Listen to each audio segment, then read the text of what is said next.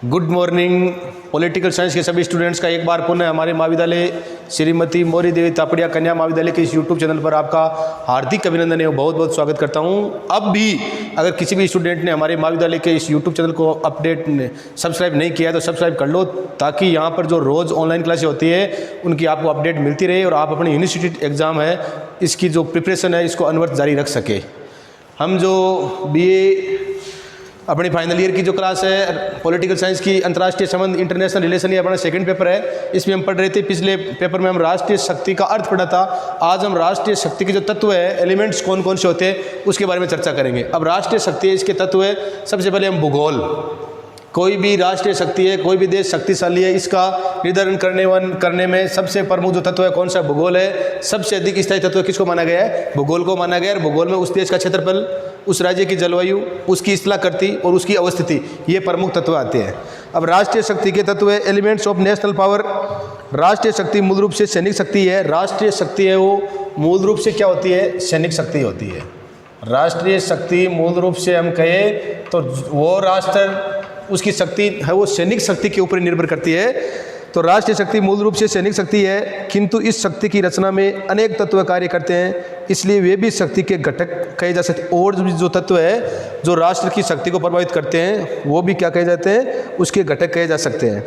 ये तत्व क्या है जिसमें राष्ट्र शक्तिशाली बनता है? तो इसमें एक शक्तिशाली राज्य है, इसमें उसका विशाल क्षेत्र है, उसकी जनसंख्या है, उसका धन बाहुल्य है, प्राकृतिक संसाधनों की प्रचुरता है, विकसित औद्योगिक संस्थान है, उर्वरता है, असीम सैन्य शक्ति है, आधुनिकतम दृष्टि से संगठित सेनाओं का, ये सारी बातें ही एक राष्ट्र है उसके शक्तिशाली जो बनाने में जो निर्धारित तत्व है वो है।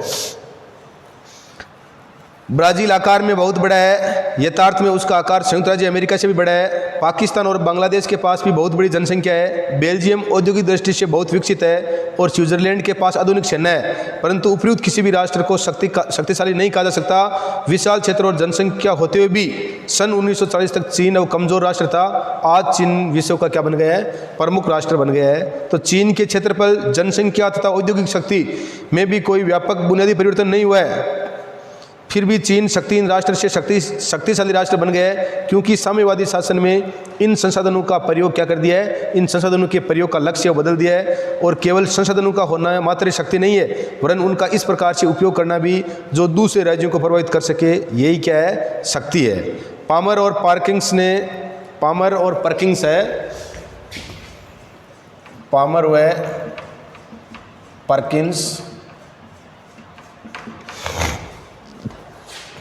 व पर्किंस ने राष्ट्रीय शक्ति के तत्वों को गैर मानवीय तथा मानवीय वर्गों में विभाजित किया है। पामर और पर्किंस ने राष्ट्रीय शक्ति के जो तत्व है उसको गैर मानवीय और मानवीय दो भागों में बांटा। एक तो गैर मानवीय और दूसरा है मानवीय। किसने? पामर और पर्किंस ने। इस बात का ध्यान रखना है, गैर मानवीय और मानवीय। पामर तथा पर्किंस ने राष्ट्रीय शक्ति के तत्वों को गैर मानवीय तथा मानवीय वर्गों में विभाजित किया है। गैर मानवीय तत्वों में भूगोल तथा प्राकृतिक, गैर मानवीय जो तत्व है ये हमारे एक गैर मानवीय तत्व है, और इसमें भूगोल है, क्षेत्रफल है, जलवायु है, स्थलाकृति, अवस्थिति आदि सभी आते हैं। अब सबसे पहले हम भूगोल। राष्ट्रीय शक्ति के विभिन्न तत्वों में भूगोल सबसे अधिक स्थायी तत्व माना है। राष्ट्रीय शक्ति के जो विभिन्न तत्व है उसमें भूगोल है, ये क्या है? सबसे अधिक स्थायी तत्व माना गया है। राष्ट्रीय जो शक्ति है उसमें जो सबसे प्रमुख तत्व है कौन सा है? भूगोल है, और भूगोल को सबसे स्थायी तत्व माना गया है। नेपोलियन ने एक बार कहा था, फ्रांस का सेनापति था या फ्रांस का शासक था, एक देश की विदेश नीति उसके भूगोल द्वारा निर्धारित होती है। नेपोलियन ने कहा था एक देश की विदेश नीति उसके भूगोल द्वारा निर्धारित होती है। ये बात किसने कहा था? एक देश की विदेश नीति उसके भूगोल द्वारा निर्धारित होती है। ये बात किसने कही थी? फ्रांस के शासक नेपोलियन बोनापार्ट ने कही थी। हालफोर्ड और मैकिंडर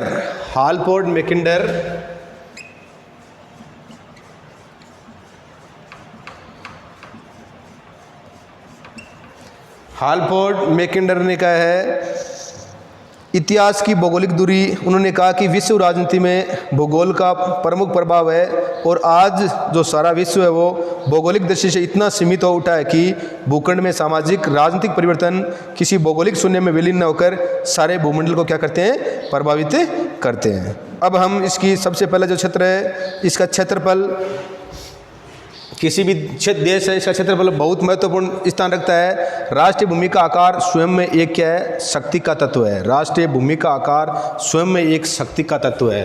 राष्ट्रीय किस देश का क्षेत्रफल कितना है, तो वो अपने आप में क्या है, एक शक्ति का तत्व है। इस बात का ध्यान रखना है। तो क्षेत्रफल, राष्ट्रीय भूमि का आकार स्वयं में एक शक्ति का तत्व है। स्लाइसर ने कहा है कि एक देश जितना बड़ा होगा उसकी सुरक्षा शक्ति उतनी अधिक होगी। स्लाइसर ने कहा है कि एक देश जितना क्षेत्रफल की दृष्टि से जितना बड़ा होगा उसकी सुरक्षा भी क्या होगी, उसकी शक्ति भी उतनी बड़ी होगी। स्लाइसर ने कहा है कि उसकी शक्ति भी क्या होगी, उतनी बड़ी होगी। क्षेत्र के विस्तृत होने से राष्ट्र में दो प्रकार की वृद्धि होती है। एक तो बड़े क्षेत्र वाला राष्ट्र अधिक जनसंख्या संभाल सकता है, और दूसरा उसके पास प्राकृतिक संपदा भी अधिक और विविध प्रकार की हो सकती है। राष्ट्र का बड़ा आकार होने से उसे निश्चित रूप से सैनिक लाभ भी पहुंचता है। सन 1937 से 1945 में जापान चीन को उसके विशाल आकार के कारण ही क्या नहीं कर सका, नहीं कुचल सका। तो अपने बड़े आकार के कारण ही रूस ने 1912 में नेपोलियन के विरुद्ध द्वितीय विश्व युद्ध के समय नाजी जर्मनी के विरुद्ध सफलतापूर्वक अपनी क्या की थी, रक्षा की थी। तो मेन कारण यही है कि भूगोल भी महत्वपूर्ण, और भूगोल में क्षेत्रफल, किसी देश का क्षेत्रफल भी ये महत्वपूर्ण स्थान रखता है उसको शक्तिशाली बनाने में। दो महानतम शक्तियां अमेरिका और रूस का क्षेत्रफल बहुत बड़ा है, और बड़े क्षेत्रफल वाले देशों को ही महाशक्ति का दर्जा मिलने की क्या रहती है, संभावना रहती है। ये बात हम कह सकते हैं। लग्जमबर्ग, भूटान, नेपाल, स्वीडन आदि देश महाशक्ति बनने का कभी सपना नहीं देख सकते, क्योंकि इनका क्षेत्रफल क्या है, बहुत छोटा है। तो ये बात हुई क्षेत्रफल की। दूसरा है जलवायु। प्राचीन काल से ही राष्ट्रीय शक्ति के निर्माण में जलवायु का जो प्रभाव है इसको भी मान्यता दी गई है। कब से? प्राचीन काल से ही। किसी देश की जलवायु भी उस देश की शक्ति बनाने में महत्वपूर्ण स्थान रखती है। हंटिंगटन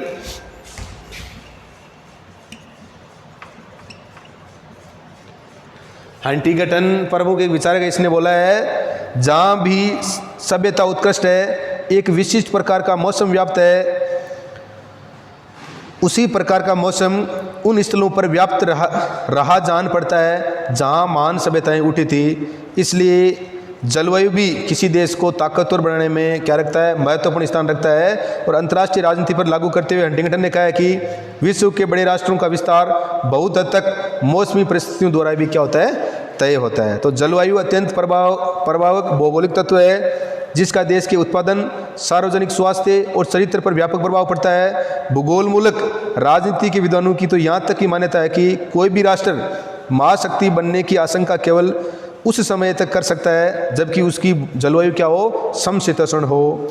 तो इस प्रकार से जलवायु भी एक राष्ट्र को महाशक्ति बनाने में क्या रखता है, महत्वपूर्ण स्थान है वो रखता है। तीसरा है स्थलाकृति। उसकी जो पृथ्वी का जो गोलार्ध है उसमें उसकी आकृति कैसी है। किसी राष्ट्र की शक्ति को निर्धारित करने में उसकी स्थलाकृति जलवायु से भी अधिक आवश्यक होती है। उस राष्ट्र की स्थलाकृति है यह भी क्या होती है, जलवायु से अधिक आवश्यक होती है। उस राष्ट्र की जो पृथ्वी का भूगोल है उसमें उसका स्थान कहाँ पर है, किस गोलार्ध में वो स्थित है। यथार्थ में किसी भी राष्ट्र की जलवायु वहाँ की भू आकृति द्वारा निर्धारित होती है। सर्दी, गर्मी, वर्षा, तापमान, वायु का बहना आदि सभी कुछ वहाँ की स्थलाकृति से प्रभावित होता है। स्थलाकृति के लक्षणों में राष्ट्रों के बीच प्राकृतिक सीमाओं का निर्धारण होता है। नदियों, पर्वतों या समुद्रों से घिरे हुए राष्ट्र उन देशों से अधिक सुरक्षित होते हैं जिनकी सीमाएं क्या नहीं होती है, प्राकृतिक नहीं होती है। जिन राष्ट्रों के मध्य पर्वत या नदी या समुद्र के द्वारा प्राकृतिक सीमा होती है उनमें प्राय सीमा संबंधी जो विवाद है और संघर्ष उत्पन्न नहीं होते। जिस प्रकार से भारत के उत्तर में कौन सा पर्वत है, हिमालय पर्वत है। हमारे पूर्व में जो म्यांमार से सटी हुई कौन सी अरायन कोमा श्रेणी है, पर्वत श्रृंखला है। हमारे जो दक्षिण में है वो क्या है, हिंद महासागर है। तो इस प्रकार से ये प्राकृतिक जो सीमाएं होती है उससे उस देश की अपने आप क्या हो जाती है, रक्षा हो जाती है। तो उसकी जो आकृति है ये भी उसको शक्तिशाली बनाने में बहुत ही महत्वपूर्ण स्थान रखती है। सन 1962 में भारत पर हुए चीनी आक्रमण ने हिमालयी पर्वतमालाओं को महत्वहीन सिद्ध कर दिया और आज इंग्लिश चैनल एक खाई से अधिक महत्व नहीं रखती। उदाहरण के लिए अफ्रीका की इस्लाह करती अंतर्राष्ट्रीय व्यापार के मार्ग में क्या है, बाधक है। कभी कभी ये क्या है, जिस प्रकार से सीमाओं की रक्षा करती है वैसे वैसे ये अफ्रीका की जो इस्लाह करती है वो अंतर्राष्ट्रीय व्यापार के मार्ग में क्या है, बाधक भी है। चौथा जो है वो अवस्थिति उस देश की है, वो अवस्थिति मतलब स्थिति है उसकी किस प्रकार है, वो किस गोलार्ध में स्थित है, ये भी बहुत उस देश को शक्ति बनाने ताकतवर बनाने में महत्वपूर्ण स्थान रखती है। पामर एवं परकिंस ने लिखा है कि पारदेशिक स्थिति एक राज्य की संस्कृति और अर्थव्यवस्था को प्रभावित करती है तथा उसकी सैनिक एवं आर्थिक शक्ति पर भी व्यापक प्रभाव डालती है। एक देश की अवस्थिति वहाँ की राजनीति और युद्ध कौशल का निर्धारण करने में सहयोग देती है। किसी भी राष्ट्र की जलवायु इस बात पर निर्भर करती है कि उसकी अवस्थिति है वो भूमध्य जो रेखा है या विश्वत रेखा है, इन दोनों के किस ओर स्थित है, उन दोनों के बीच में है या एक नहीं है। ये राष्ट्र की अवस्थिति पर निर्भर करता है कि यहाँ क्या उत्पादन हो सकता है, कौन कौन से खनिज पदार्थ वहाँ पर निकलते हैं और औद्योगिक विकास की क्या संभावनाएं हैं। तो इस प्रकार से ये हमने जो राष्ट्रीय शक्ति के जो तत्व है इसमें भूगोल और भूगोल में हमने क्षेत्रफल, जलवायु, इस्लाकर्ती और जो अवस्थिति है इसके बारे में हमने अध्ययन किया है। आगे की क्लास में हम जो तत्व है उनका अध्ययन करेंगे।